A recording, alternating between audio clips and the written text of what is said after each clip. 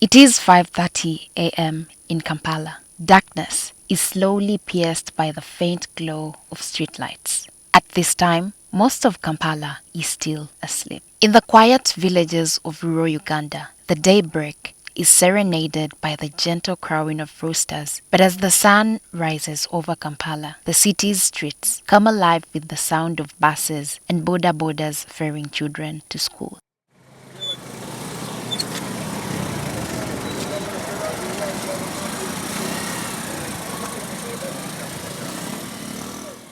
Young boys and girls, some as young as 3 years old, can be seen clinging to their parents or caregivers as they rush to catch the school bus. Others jump onto boda bodas, their backpacks pouncing behind them. The scene is chaotic, with horns blaring, engines revving, taxi conductors shout out destinations, and the chatter of excited children filling the air. This chaotic morning routine may soon become a thing of the past if proposed changes to Uganda's education policy are adopted. The Education Policy Review Commission has recommended that children join preschool at the age of 5 or 6, and that the number of years in this subsector of schooling be reduced from 3 to 1. Additionally, the Commission has suggested reducing the number of years in primary school from 7 to 6.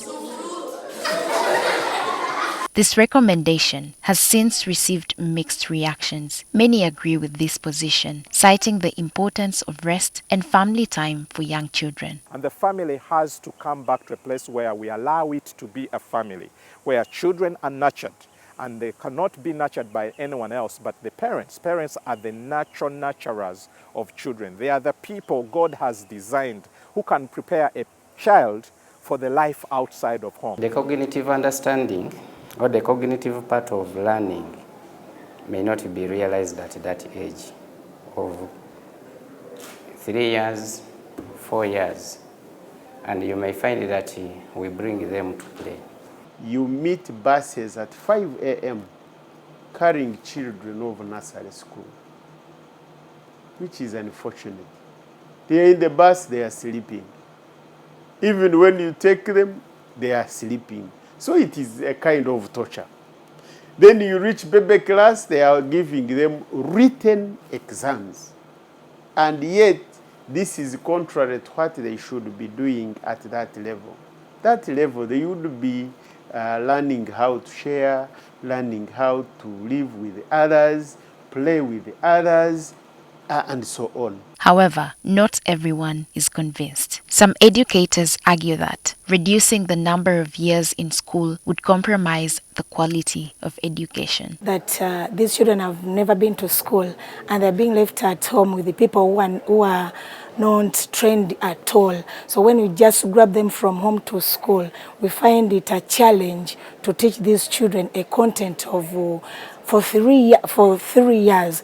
Remember, the curriculum has phases. Like when we're teaching, we have work for a child of 2 years, 3 to 5. So when we just bring a child that's never been to school, it becomes a challenge and is in the system of education. If this child is exposed to education at the tender age, he or she will get used very fast, will love the environment very fast, which will not affect him or her when he or she continues to education. Others are concerned about the financial implications of the proposed changes. And it will affect our revenue, it will affect our employers, it will affect our employment. The Education Act of 2008 in Uganda states that pre-primary education is to be provided by private agencies and parents are responsible for the cost. This act also outlines the government's role in providing the curriculum, guidelines, and training for pre-primary teachers. The same act also states that the official age for starting primary school is 6 years. LYDIA FELLY AKULLU, NTV Weekend Edition.